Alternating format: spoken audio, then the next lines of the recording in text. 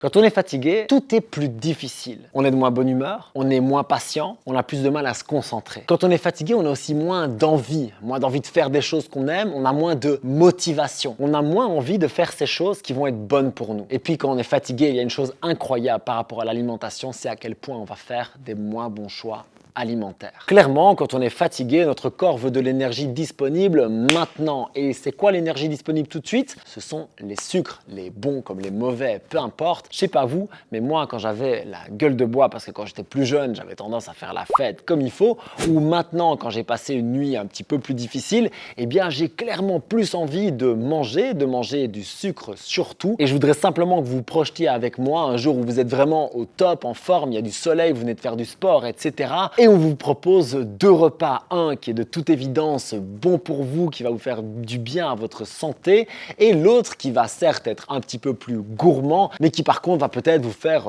prendre du poids ou être absolument crevé après. Lequel allez-vous choisir? Si vous êtes bien dans votre peau, si vous êtes bien dans votre tête. Et maintenant, on renverse la situation. Imaginez-vous crever, imaginez-vous un lendemain de soirée, imaginez-vous être frustré, avoir mal dormi. Quel est maintenant le choix le plus probable que vous allez faire? Ça, c'est une des raisons pour lesquelles je suis absolument convaincu qu'il faut optimiser pour l'énergie avant d'optimiser pour les calories. Parce que si on mange de façon tout à fait arbitraire 1500 calories pour perdre du poids, mais que dans ces calories, on met uniquement des choses transformées, industrielles, avec des additifs et sans les micronutriments nécessaires pour que notre corps se sentent réellement nourris. À votre avis, quelle énergie va-t-on avoir avec ces 1500 calories? À votre avis, comment va-t-on se sentir si notre corps n'a pas ce dont il a besoin? Frustré, fatigué, perte de motivation, envie de surcompenser, toutes ces choses qui vont avoir tendance à nous pousser à craquer. Maintenant, je vais vous aider à optimiser pour votre énergie parce que ça va justement vous permettre d'être bien mieux avec vos 1500 calories. Si vous êtes en forme parce que vous mangez tout ce dont vous avez besoin, si vous êtes en forme parce que vous dormez bien, si vous faites l'entraînement physique qui vous convient, alors vous aurez plus de motivation, vous aurez naturellement envie de mieux manger, votre poids, votre silhouette, votre mental, tout va en bénéficier. Ok, commençons par l'alimentation. Quelles sont les quelque chose que vous pouvez faire dès maintenant pour optimiser votre énergie? La toute première, c'est de diminuer votre apport en glucides dans vos repas de la journée et d'augmenter légèrement votre apport en bonne graisse. Donc au lieu du petit déjeuner à la française avec une tranche de pain, de la confiture et un jus d'orange, ce qui représente quasiment 100% de glucides, de sucre, eh bien on va se tourner vers un premier repas qui va contenir un petit peu plus de bonne graisse. Alors moi j'aime manger des légumes, des avocats, de l'huile d'olive, etc. dès le matin, mais je comprends bien que c'est un peu bizarre, alors j'ai deux solutions pour vous et je vais vous les mettre dans la description. Vous aurez deux recettes, une d'un granola à faire à la maison, donc avec des oléagineux, des graines, etc. qui vont vous donner une énergie bien diffuse, et aussi celle du pain express. Le pain express, c'est avec des œufs, des amandes, etc. Vous verrez dans la recette, mais c'est un bon moyen d'avoir un espèce de cake de pain que vous pouvez trancher, que vous pouvez tartiner si vous le souhaitez. Et alors, je vous recommande le pain express avec un petit peu de beurre d'amande dessus. C'est une tuerie absolue et on a une excellente énergie tout au long de la matinée. Pas de coup de faim, pas de coup de fatigue et en plus, c'est délicieux. Donc le lien pour télécharger tout ça est dans la description. La deuxième chose qui aide à avoir de l'énergie, c'est de jeûner pendant la journée ou éventuellement de snacker. C'est contre-intuitif parce qu'on a toujours l'impression que prendre un petit déjeuner, ça va nous booster à mort. Et ça, c'est vrai, si on est très fatigué, prendre du sucre, ça va nous donner un sentiment de boost instantané. Mais pour l'énergie de la journée, par contre, ça va clairement pas nous aider. Là-dessus, j'ai vraiment une approche qui est particulière, c'est que plus je suis fatigué, moins je vais manger. La digestion, c'est clair, prend de l'énergie, prend de l'attention à notre corps. Et toute cette énergie et cette attention, elle va être disponible pour la digestion et moins pour ce que l'on a à faire à ce moment-là. Donc le fait de jeûner totalement, éventuellement de prendre un café gras, ça peut aider aussi. Et si on a vraiment le sentiment de faim et qu'on veut juste tenir le coup avec un petit peu plus de boost, un petit snacking. Par exemple, moi je vais me faire un avocat avec un petit peu d'huile d'olive et du sel. Je vais me prendre une poignée d'amandes avec quelques framboises. Je vais prendre quelque chose de vraiment léger qui va me donner un petit coup de fouet sans avoir l'impact sur ma digestion et sur ma fatigue. Ensuite, exactement dans la même logique, on va observer nos repas et voir ce qui a un impact sur notre énergie dans le bon ou dans le mauvais sens. Je vous donne un exemple très concret. Les gros coups de barre en général, c'est vers 14-15 heures. On sait que c'est là que c'est le plus difficile. Alors le repas à observer, c'est surtout celui de midi, surtout si on a déjà corrigé celui du matin. Moi, si je mange une salade composée avec des bonnes huiles, avec quelques crevettes par exemple et un petit peu d'épices, je vais avoir beaucoup de plaisir à manger ça et je vais pas avoir de coup de fatigue derrière. Si sur le temps de midi, je mange trop de glucides, trop de riz par exemple, j'ai eu le cas récemment où j'ai mangé un Pokéball, c'était super bon, mais j'ai eu un coup de barre après, un truc de malade. Ou encore, si on mange trop de protéines, eh bien notre corps va devoir dégrader tout ça, digérer tout ça et ça va lui prendre beaucoup de taf. Bon là, je veux dire, le calcul est simple. Imaginez-vous bêtement aller à la brasserie avec les copains sur le temps de midi et vous envoyer un bon steak, même sans frites, juste avec une salade. Et dites-moi à 14h30 dans quelle mesure vous serez capable d'être performant au travail. Donc le jeu, c'est vraiment de rester à l'écoute, à l'observation de vous-même. Je vous donne un autre exemple. Récemment, mon coach de basket est venu me voir en me disant « Écoute, je voudrais bien avoir un petit peu plus d'énergie la journée. Je sens que j'ai souvent des coups de barre. Qu'est-ce que je peux faire ?» Je lui ai demandé « Tiens, qu'est-ce que tu manges à midi ?» De manière générale, il avait déjà diminué ses sucres, etc. Donc je me suis attaqué à ce repas-là parce qu'il me parlait justement de ce coup de fatigue en début d'après-midi. Et il m'explique que sa plus grosse tendance, c'est d'aller chercher un sandwich, donc une demi-baguette avec toutes sortes de choses, plutôt saines dedans, entre guillemets, plutôt légères, parce qu'il n'aime pas de manger genre très gras, très saucé, très sucré. Et face à ça, je lui ai simplement proposé de prendre la même chose, mais en salade. Plutôt que de prendre du poulet et des crudités dans ton sandwich, eh bien, tu vas faire pareil, mais dans un bol de salade. Et là, tu mets vraiment ce que tu as envie de mettre, de manger, et tu mets les épices, les huiles, les herbes, des choses qui te font plaisir au goût. Et simplement ça, il m'a dit que ça avait totalement transformé son énergie de l'après-midi. Chez lui, c'est clairement une sensibilité au gluten et c'est aussi une mauvaise gestion des glucides à ce moment-là. Quand on corrige ça, on peut se sentir beaucoup mieux.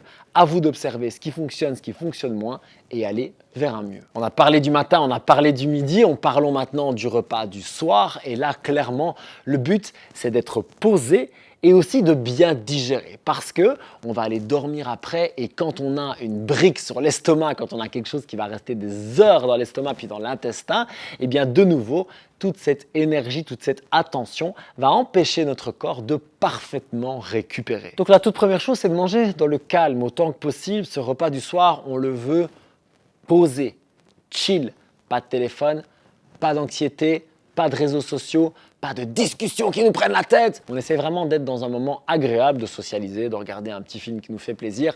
Bref, de se mettre bien. Pour faciliter la digestion de vos protéines, je vous recommande de diminuer vos glucides à ce moment-là. Donc si vous avez l'habitude de manger des pâtes, du riz, des pommes de terre, etc., diminuez cette portion-là, voire supprimez-la et contentez-vous d'un bon repas avec une source de protéines et des légumes. Et voyez comment vous digérez et également comment vous dormez, comment vous vous levez le lendemain matin. Par rapport à ça, il y a une grosse différence entre le fait de manger beaucoup proche du sommeil ou plus léger et le plus loin possible de quand on va dormir. De manière générale, retenez que plus vous mangez près de votre moment de sommeil, plus il faut manger léger et plus vous mangez loin du moment où vous allez dormir, plus vous pouvez vous permettre de manger un petit peu plus lourd. Maintenant, dans tous les cas, soyez certain d'être posé, de bien digérer et de dormir comme un bébé. Parce que évidemment, c'est le grand point suivant, le sommeil, c'est un des meilleurs moyens d'optimiser notre énergie. Et quand je parle de sommeil, c'est pas seulement en quantité, mais surtout en qualité. Par exemple, cette nuit, j'ai très peu dormi. Je suis rentré très tard du basket. Très honnêtement, je suis plutôt fatigué ce matin par rapport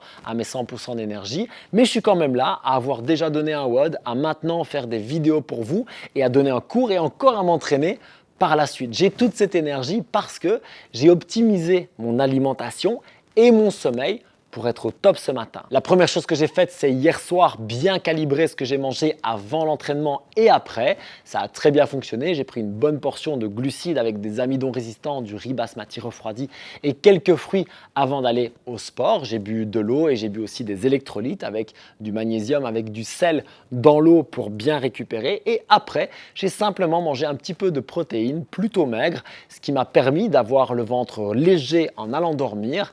Et je me suis levé ce matin franchement avec à peu près 6 heures de sommeil, même un peu moins, et ça va. Et ça va aussi parce que j'ai suivi un rituel avant de dormir. Le premier, c'est de m'éloigner des écrans le plus possible avant de dormir. Et si je regarde quelque chose parce que ça m'endort, ça m'apaise, etc., je le mets le plus loin possible de mes yeux. L'autre chose, c'est qu'on dort dans une pièce où il fait noir et qui est toujours aéré. Alors, sauf quand il fait -2, j'avoue là, on ferme les fenêtres. Mais sinon, on essaie qu'il y ait toujours de l'air qui circule et qu'il fasse le plus calme possible. Par exemple, nous n'avons aucun appareil électronique branché dans la pièce. Il n'y a rien qui va faire du bruit à part un téléphone qui est sur mode avion, aucune connexion et qui a un réveil juste parce que c'est utile d'être à l'heure pour donner cours. J'ai fait une vidéo ultra complète sur le sommeil qui plaît de plus en plus, elle gagne des vues chaque semaine, je vous la mettrai dans la description, je vous la mets aussi dans la fiche quelque part pour vous faciliter l'accès. Pour optimiser mon énergie, j'utilise aussi l'entraînement sportif. Personnellement, je fais du basket cette année et du crossfit, du renforcement musculaire, du cardio, bref, je bouge énormément,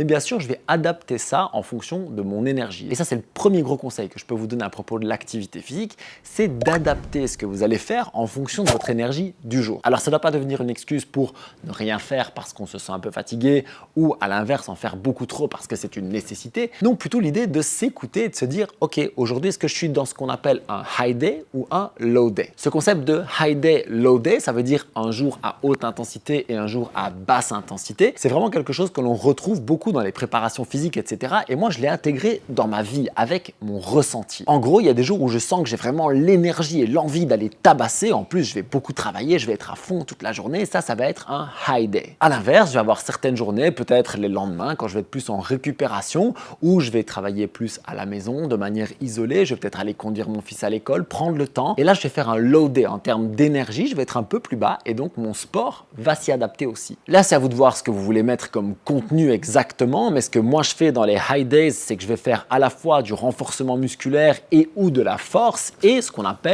un workout, un WOD en CrossFit.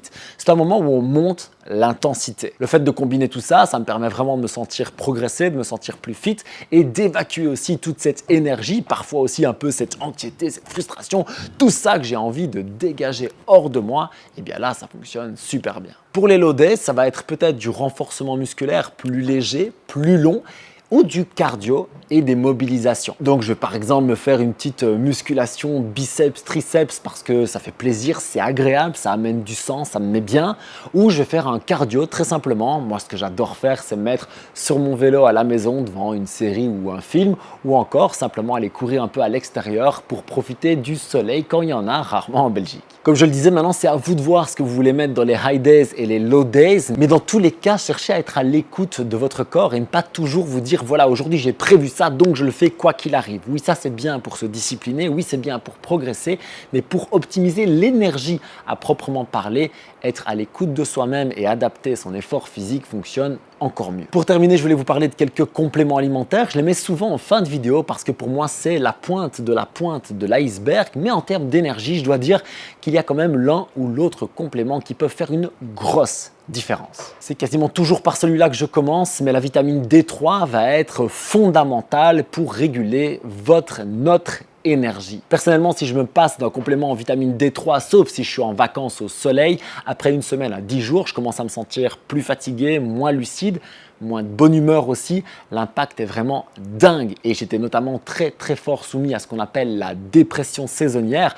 À partir de fin octobre, novembre, je commençais à me sentir vraiment down pour atteindre vraiment un pic où en janvier, c'était très difficile pour moi de tenir le coup. Parce qu'ici, il fait sombre, parce qu'il pleut, parce qu'il fait froid. C'est normal, c'est l'hiver. Mais ça, on peut le contrecarrer avec un apport en vitamine D. La vitamine D3, à moins que vous viviez au soleil et surtout que vous vous exposiez au soleil, je vous la recommande tout le temps. En fonction de si vous avez une alimentation riche en micronutriments ou pas, vous pouvez associer cette vitamine D3 à un multivitamine. Par exemple, le pack essentiel chez Unae va contenir toutes les vitamines dont vous avez besoin en support et la vitamine D3 incluse. L'avantage de ça, c'est que si vous mangez peu de fruits, peu de légumes, peu d'organes, alors vous allez pouvoir trouver toutes les vitamines et les minéraux nécessaires pour couvrir vos besoins de base sans devoir vous tracasser constamment de faire ces apports-là en nutrition. Bien entendu, comme toujours, je vous recommande de commencer par de l'alimentation entière et de trouver un maximum de ce dont vous avez besoin dans les aliments que vous mangez. Mais avoir une petite assurance santé pour pas très cher et avec seulement des ingrédients de qualité, je trouve sincèrement que ça vaut la peine. Il y a une autre paire de compléments alimentaires que je trouve très utile pour la gestion de l'énergie. C'est la glycine et la mélatonine. Tous les deux vont avoir un impact positif sur notre sommeil, mais attention, la glycine, on va la prendre en fond tout le temps, alors que la mélatonine, on va la prendre ponctuellement. La glycine, c'est un acide aminé dont on manque dans notre alimentation parce qu'on l'a trouvé dans les tendons, les cartilages, la peau, etc. Tout ce qu'on mange beaucoup moins maintenant. Et cette glycine, elle va avoir un impact sur la production de collagène, donc la récupération aussi musculaire, tissulaire, mais également sur la qualité du sommeil quand on va la prendre le repas du soir avant d'aller dormir. La glycine est incluse d'office dans le multivitamine Elite de chez Unai, et j'ai conscience que ce multivitamine a un coût important et en même temps c'est le plus complet du marché, donc son prix est justifié, mais c'est vrai qu'il est élevé. Donc vous pouvez soit partir sur ce multivitamine si vous êtes très sportif, si vous avez vraiment un rythme de vie très élevé. Sinon, complémentez-vous en glycine. Sur le côté, ça fonctionne très bien aussi. La mélatonine, elle, est vraiment là pour nous aider à réguler notre rythme circadien. Ça veut dire que notre corps comprenne quand c'est le moment de monter l'énergie et de la descendre pour aller dormir. La mélatonine va nous indiquer qu'il est temps d'aller dormir, à nous apaiser et va nous permettre de mieux récupérer. Ça veut dire que les jours où je vais rester sur un écran tard, ce qui fausse totalement le rythme circadien, ou les jours où je vais changer mon rythme, par exemple si j'ai l'habitude d'aller dormir vers 22h, 22h30 et qu'un soir je vais me coucher à minuit pour X ou Y raison, ça peut avoir beaucoup de sens de prendre la mélatonine ce jour-là parce qu'elle va réguler ce rythme et le lendemain on va se réveiller un peu plus frais. Aujourd'hui, par exemple, je suis allé dormir plus tard que d'habitude hier parce que j'avais entraînement de basket en soirée et qu'il me faut toujours beaucoup de temps pour redescendre avant d'aller dormir. Donc, j'ai pris un cachet de mélatonine naturelle de chez Unai 30 minutes avant d'aller dormir et sincèrement, ce matin, je me suis levé beaucoup mieux que quand je n'en prends pas. Pareil qu'avec le multivitamine, c'est pas cher, c'est naturel, c'est quelque chose que vous pouvez garder en plus dans l'armoire et prendre seulement en cas de besoin. Bref, je vous la recommande vraiment pour l'optimisation de votre énergie. Enfin, on pourrait bien entendu parler des stimulants comme la caféine, mais l'idée ici, c'est de trouver l'énergie dans notre mode de vie, dans notre alimentation, dans notre sport, dans notre mindset aussi, et de ne pas dépendre des stimulants. Maintenant, les stimulants peuvent avoir leur place, comme lorsque je veux un coup de boost particulier pour une séance de sport ou parce que j'ai une grosse présentation ou quelque chose, mais soyons certains de ne pas en faire un fixe, quelque chose qui va remplacer l'énergie et la motivation que l'on peut trouver à l'intérieur. Et pour terminer, dans plusieurs cas, le magnésium peut aussi vous aider à réguler votre énergie. Pas directement parce que ça va vous booster, mais par contre parce que ça va vous aider à récupérer au niveau musculaire et au niveau nerveux. Qui dit plus de récupération, dit plus d'énergie en dehors. Là, clairement, je vous invite à faire une prise de sang, mais de manière générale, si vous vous trouvez très nerveux, si vous avez du mal à bien dormir, si vous vous levez fatigué ou encore si vous avez du mal à récupérer physiquement après le sport, pour toutes ces raisons, un apport en magnésium complémentaire peut aider également. Pour le magnésium, comme pour tous les autres compléments dont j'ai parlé, je vais vous mettre des liens dans la description pour vous faciliter la vie. Et au passage, si vous avez d'autres compléments alimentaires qui peuvent aider, dites-le en commentaire parce que ça peut booster l'énergie d'autres personnes de la communauté et moi, ça m'intéresse également, donc on en discute en bas. Pour pousser beaucoup plus loin la réflexion de l'alimentation anti-inflammatoire qui va booster votre énergie, je vous recommande mon guide qui a été téléchargé plus de 55 000 fois. C'est un truc de dingue, il est juste là. Et un excellent complément, c'est cette vidéo sur le sommeil où je vous donne 27 techniques que j'ai personnellement testées et approuvé pour booster votre récupération et donc avoir beaucoup plus d'énergie tous les autres jours. Prenez soin de vous, mangez et vivez pour votre énergie et profitez pleinement de votre vie. Peace!